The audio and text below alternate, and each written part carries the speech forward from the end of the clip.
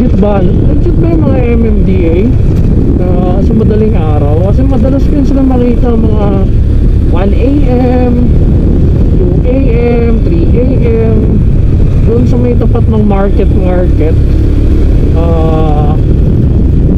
Pag galing, bago ka pumasok doon sa may ilalim ng market, yung sa sunod na parang flyover, paligunan 26th Street, bago pumasok doon, madalas sila lumiko doon. Madalas sila tumambay doon. Marami sila madalas doon eh. Ang kalimitan nakikita kong binabara doon ng mga MMDA truck.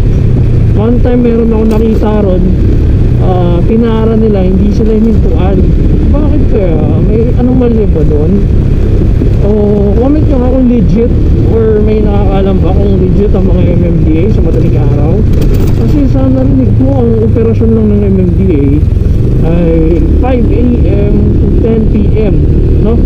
Base yun sa napapanood ko dati kay Colonel Nebrija. I don't know ako, nag-iba na yung working hours nila, no? Pero madalas kaya sila makita. Minsan madami, minsan tatlo. Nag-aabang yan, mga usually truck ang pinapara, no? Oras kanina na napadaan ako 2:38 AM. Yun lang.